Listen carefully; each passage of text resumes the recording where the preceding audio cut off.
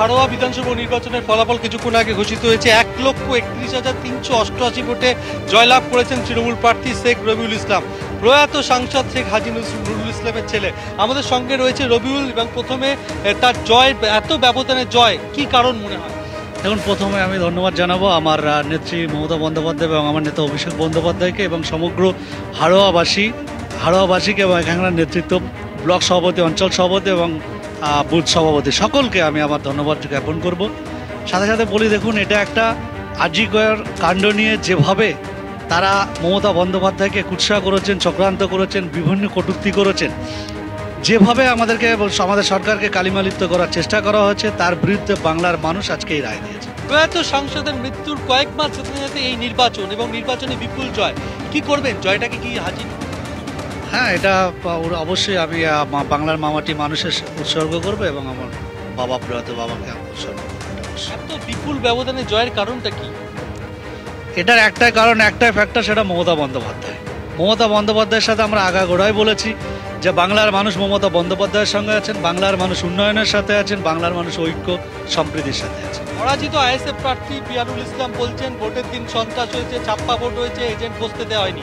কি বলছিলেন? আপনারা তো ছিলেন, ওনাদের পাশে মানুষ নেই তো ওনারা এজেন্ট কোথা থেকে দেবেন? দেখুন, এত বড় একটা মার্জিনে আমরা তো মুখে বড় বড় কথা বলি না, ওনারা তো অনেক কিছু বলেছেন। আমরা মানুষের ওপরে ভরসা করি, মানুষের ওপরে বিশ্বাস রাখি, মানুষ যেটা দেয়, যেটা করেন সেটাই আমরা মাথা পেতে নিই।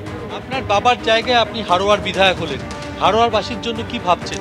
হাড়োয়াবাসীর জন্য অবশ্যই আমার বাবার অসম্পূর্ণ কিছু কাজ আছে, আমি সেটাকে সম্পূর্ণ করব। এবং আমি বারবার বলেছি সেটা এখানে একটা হসপিটাল আছে, সেটাকে মডিফাই করার জন্য, এখানে সিট বাড়ানোর জন্য যা যা করণীয় আছে আমি সেটাকে প্রথম প্রায়োরিটি দেবো। জয়লাভ করার পর সুজিত বসু পার্থভৌমিকরা এসছেন, আপনার পাশে দাঁড়িয়েছেন, কি বলবেন? আমার অভিভাবক হিসাবে ওনারা আমার পাশে ছিলেন এবং সমস্ত ব্যাপারে আমাকে গাইড করেছেন।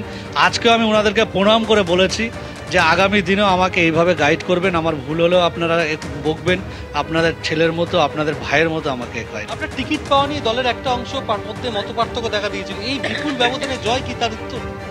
এটা দেখুন, এটা তো আপনারা দেখতেই পাচ্ছেন। আর ওটা নিয়ে আমি কিছু বলতে চাই না, কারণ ওটা দল সিদ্ধান্ত নিয়েছেন, কারোর দাবি থাকতে পারে, এটা অনৈতিক আমি মনে করি না। শেষ সিদ্ধান্ত দল যেটা নিয়েছে সেটা সবাই মাথা পেতে নিয়েছে, তার জন্য কিন্তু এত বড় একটা রেজাল্ট হয়েছে। এর আগে আপনি জেলা পরিষদ থেকে জয়লাভ করেছেন, এই প্রথম বিধায়ক হিসেবে নির্বাচিত হলেন, আপনার অনুভূতিকে? অনেকটা দায়িত্ব বেড়ে গেল, অনুভূতি এটাই, আমার অনেক দায়িত্ব বেড়ে গেছে। এখন মানুষের সাথে থেকে মানুষকে পরিষেবা দেওয়াই আমার মূল্য। একেবারে পরিষেবা দেওয়ার কথা বলছেন, এবং দায়িত্ব বেড়ে যাওয়া শুধু নয়, ভোটের জয়ের ব্যবধানটাও অনেক বেড়ে গিয়েছে। 1,31,000-এরও বেশি ভোটে জয়ী হয়েছেন হাড়োয়া বিধানসভা কেন্দ্রে তৃণমূল প্রার্থী। উত্তর 24 পরগনার 2টি বিধানসভা কেন্দ্র, হাড়োয়ার ছবি দেখালাম, এবার নৈহাটিতে আপনাদের সরাসরি নিয়ে যাব। আবির দত্ত আমাদের প্রতিনিধি রয়েছে নৈহাটিতেও। দেখা যাচ্ছে যে 21-এ তৃণমূল কংগ্রেস প্রার্থী পার্থ ভৌমিক যে ব্যবধানে জিতেছিলেন, দ্বিগুণেরও বেশি ব্যবধান এই বাই ইলেকশন থেকে তৃণমূল পেয়েছে। কারণ কি বলে মনে করছে তৃণমূল কংগ্রেস? দেখো, একেবারেই তৃণমূল কংগ্রেসের প্রার্থী তিনি 49,193 ভোটে জয়লাভ করেছেন এখনো পর্যন্ত ইলেকশন কমিশনের থেকে পাওয়া যে তথ্য সেই অনুযায়ী। এবং তার এই যে জয়লাভ, সেখানে যে 10টি রাউন্ডে গণনা হয়েছে, প্রত্যেকটি রাউন্ডেই তার ব্যবধান বেড়েছে। এবং তাৎপর্যপূর্ণ বিষয় হচ্ছে যে তৃণমূলের তরফ থেকে যেটা বলা হচ্ছে যে তারা অনবরত এলাকায় সাধারণ মানুষের সঙ্গে যোগাযোগ এবং উন্নয়নের যে খতিয়ান সেগুলো তুলে ধরেছিলেন, এবং সেগুলো তুলে ধরা এবং পার্থ ভৌমিকের সাংগঠনিক চিন্তা এবং সাংগঠনিক যে পদক্ষেপ সেগুলোতেই কিন্তু অনেক বেশি কেল্লাফাতে হয়েছে, এমনটাই বক্তব্য সনদদের। তোমায় জানিয়ে রাখি যে এই যে বিধানসভা উপনির্বাচন হয়েছে নৈহাটিতে, সেখানে 1,95,105 জন যে ভোটার রয়েছে, সেখানে পুরুষ ভোটারের তুলনায় মহিলা ভোটারের সংখ্যা কিন্তু বেশি। তাৎপর্যপূর্ণ বিষয় এটাও যে এই বিধানসভার উপনির্বাচনে 4টি পঞ্চায়েত অঞ্চল এবং অর্থাৎ একটি পুরসভা রয়েছে, নৈহাটি পুরসভা।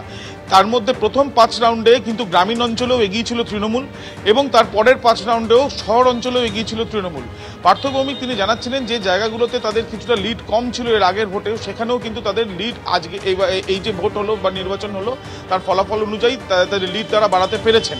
এবং এখানে আরেকটা বিষয় তোমায় জানিয়ে রাখি যে ব্যবধান যেমনটা তোমায় জানাচ্ছিলাম, 49,193 নিকটতম প্রতিদ্বন্দ্বী বিজেপি প্রার্থী